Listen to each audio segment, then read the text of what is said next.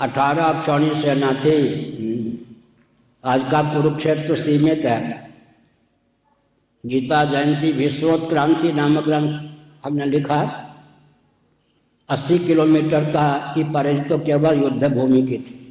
18 अक्षौणी सेना में कितने सैनिक थे सबका वर्णन हमने गीता जयंती भीष्मोत्क्रांति नामक ग्रंथ में लिखा है। पूरा महाभारत पढ़ लीजिए। मार्गशीर्ष शुक्ल एकादशी के दिन ही युद्ध आरंभ हुआ। सिद्ध कर पाना बहुत कठिन। परंपरा से ही गीता जयंती महाभारत युद्ध के प्रारंभ की तिथि हमको प्राप्त है, आपको प्राप्त है। गीता नीलकंठ टीका सहित पूरे महाभारत पढ़ लीजिए, उसी में गीता है। मार्गशीर्ष शुक्ल एकादशी के दिन ही युद्ध आरंभ हुआ। सिद्ध कर पाना बहुत कठिन। 2 वर्षों तक रात के 2-2 बजे तक जगने पर वृंदावन में भगवत कृपा से हम यह सिद्ध कर पाए कि मार्गशीर्ष शुक्ल एकादशी के दिन ही महाभारत युद्ध प्रारंभ हुआ। एक हम रहस्य की बात करते हैं। आजकल काल को गुप्त रखना उचित नहीं माना जाता। इतिहास की पूर्णता तभी मानी जाती है कि काल का उल्लेख हो और मंत्र का उल्लेख हो। मंत्र माने मंत्रणा भी। और प्राचीन प्रथा क्या है, ध्यान से सुन रहे हैं ना। काल और मंत्र को गुप्त रखना, ये दोनों गोप्य हैं। और आजकल ये दोनों जब तक खोल के न बता दिए जाएं तब तक व्यक्ति को तृप्ति नहीं होती। आजकल अनुसंधान क्या करता है, काल बताइए और मंत्र बताइए, यही ना। काल और मंत्र को गोप्य रखना, गुप्त रखना, ये महाभारत की शैली है। या क्या है, वाल्मीकि रामायण की शैली। उदाहरण के लिए विश्वामित्र जी ने भगवान श्री रामभद्र को बला अतिबला विद्या प्रदान की। उस बला अतिबला विद्या के महत्व का वर्णन वाल्मीकि रामायण में है, रामचरितमानस में है। जाते लागन क्षुधा पिपासा, लेकिन वर्णन है क्या, ध्यान दिया। मंत्र कितना गोप्य है, विद्या कितनी गोप्य है, गोपनीय है विद्या।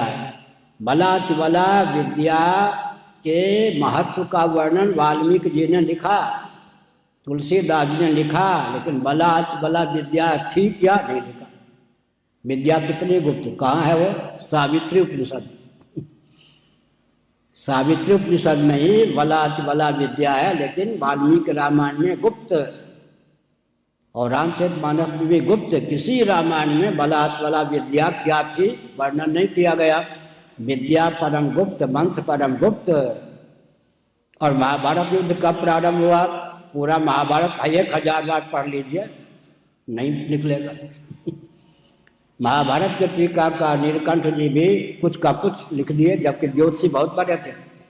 इसलिए एक मार्गशीर्ष शुक्ल एकादशी के दिन ही महाभारत युद्ध प्रारंभ हुआ। वही गीता जयंती का समय है, सिद्ध करना बहुत कठिन। तो हमने कहा कि 2 वर्षों तक रात के 2:30 बजे तक जगने के बाद फिर गीता जयंती की तिथि यही है, अर्थात महाभारत युद्ध मार्गशीर्ष शुक्ल एकादशी के दिन ही प्रारंभ हुआ। सिद्ध कर पाए। सेना में कितनी सेना थी, उसको लेकर भी बहुत विज्ञान है, लेकिन हमारा ग्रंथ पर ही है गीता जयंती और भीष्मोत्क्रांति। पूरे एक अक्षौणी में कितनी सेना थी वो महाभारत से ढूंढेंगे, उसमें इस ढंग से दाव पेच है कि कठिन है। लेकिन पूरी 18 अक्षौणी में कितनी सेना थी, एक अक्षौणी में कितनी होती है, सामान्य रीति से वर्णन है, लेकिन आगे पीछे की संख्या बहुत हो जाती है। अगर यहाँ ग्रंथ लाए हों, गीता जयंती भीष्मोत्क्रांति है, उसमें हमने सारा विवरण दिया है, विस्तार पूर्वक पढ़िए आगे। इंद्रियाणि मनोबुद्धि रस्याधिष्ठान मुच्यते, आगे भूत हाँ ठीक है। इंद्रियाणि मनोबुद्धि रस्याधिष्ठान मुच्यते, किसके, काम क्रोध के। काम ऐसा क्रोध ऐसा रजोगुण समुद्भव है। इंद्रियाणि मनोबुद्धि रस्याधिष्ठान मुच्यते। काम ऐसा क्रोध ऐसा, अब कामाद क्रोधो भी जायते, पहले इस पर विचार कीजिए। कामाद क्रोधो भी जायते, कामना में विघात पड़ने पर क्रोध उत्पन्न होता है। कोई इच्छा में रुकावट डाल दे तो क्रोध की उत्पत्ति होती है। एक अर्थ है कामात् क्रोधो भी जायते, लेकिन काम ऐसा क्रोध ऐसा रजोगुण समुद्भव, काम ऐसा क्रोध ऐसा, यहाँ कार्य कारण भाव नहीं दिया, वहाँ कामात् क्रोधो भी जायते, यहाँ का काम ऐसा या क्रोध ऐसा, यह काम या क्रोध, या काम या क्रोध, इस शैली में बोले। इसका अर्थ लगाना भी बहुत कठिन है। रजोगुण समुद्भव का अर्थ करना भी कठिन है। रजोगुण प्रगल्भता को प्राप्त हो तो कामक क्रोध होते ही है। कामक क्रोध हो जाए तो रजोगुण के उत्पादक होते हैं, एक दूसरे के समुद्भव में हेतु है। काम होगा तो रजोगुण उच्छलित होगा ही, रजोगुण उच्छलित होगा तो काम होगा ही।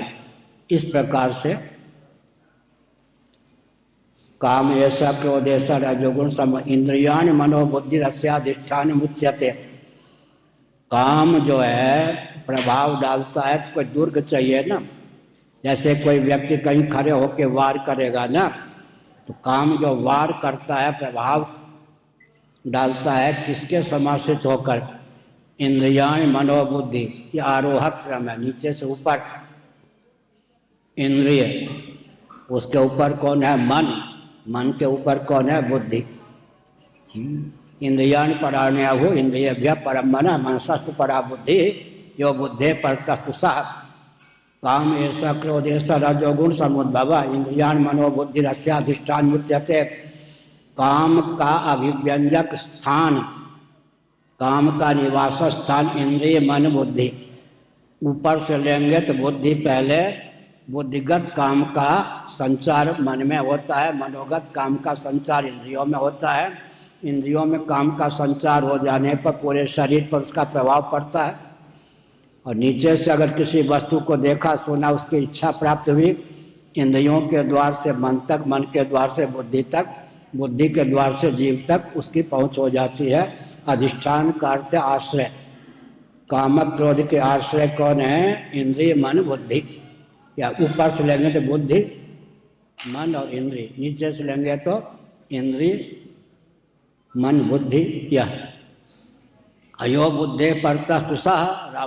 श्री रामानुजाचार्य महाराज ने लिखा, स्वयं दुर्ग हुआ ना, स्वयं क्या है, बुद्धि से भी अतीत है कौन, काम। श्री रामानुजाचार्य ने यो बुद्धे परतस्तु सः, परतः, परतः। श्री रामानुजाचार्य ने काम को मन बुद्धि, इंद्रिय मन बुद्धि से अतिक्रांत माना। और उधर अर्थ होता है परतस्तु सः। फिर आत्मा क्या है, आत्मा जो है मन बुद्धि इधर नीचे इंद्रिय मन बुद्धि से भी अत्यंत अतिक्रांत है। श्री रामानुजाचार्य जी ने काम को इंद्रिय मन बुद्धि से अतीत माना और आत्मा को परम अतीत माना, ये भी मान सकते हैं। लेकिन काम जो वार करता है, प्रभाव डालता है किसी न किसी स्थान पर बैठकर, उस स्थान के ऊपर से बुद्धि, फिर मन, फिर इंद्रिय, नीचे से इंद्रिय, फिर मन, फिर बुद्धि। यही अधिष्ठान माने दुर्ग, आश्रय, अभिव्यंजक संस्थान, कुछ भी कह सकते हैं। आगे रामायणिक आचार्यों ने जिन पर भाष्य लिखा है 700 श्लोकों पर संकेत, पहले अध्याय पर भाष्य न लिख करके भी गीता के श्लोक और 60 समीसामी श्लोका नाम प्राह केशव, कहाँ लिखा है, गीता जहाँ पूर्ण होती है महाभारत में, उसके आगे का वचन है गीता महात्म, गीता सुगीता कर्तव्य। वहीं गीता के श्लोकों की संख्या भी है, उस पर भी मेरा ग्रंथ। भगवान के 700 श्लोक, 700 श्लोक गीता में प्रामाणिक ढंग से इतने हैं। किसी किसी प्रति में 13वें अध्याय में एक श्लोक अतिरिक्त है। 700 श्लोक गीता में। एक संत समाज है गुरुजी, जो स्त्रियों को देखते ही मुंह फेर लेता है, आंखें भी फेर लेता है, और पारमार्थिक दृष्टि से देखा जाए तो कोई भेद नहीं है। व्यावहारिक स्तर पर भी आदमियों में अंतिम क्रोमोसोम जो होता है 23वां, वो औरत का क्रोमोसोम। ठीक है, बैठ, मैं समझ गया। बैठ, यहाँ मातृशक्ति की हीनता को द्योतित करने के लिए नहीं, किसी देवी के रूप सौंदर्य पर मेरा मन फिसल कर पतित न हो, देवियाँ पतित नहीं हैं। देवियों के रूप पर मेरा मन लट्टू होकर फिसल न जाए, मातृबुद्धि के अतिरिक्त कोई और बुद्धि न हो जाए, इस भावना से व्यक्ति स्त्रियों की ओर मुँह नहीं करते।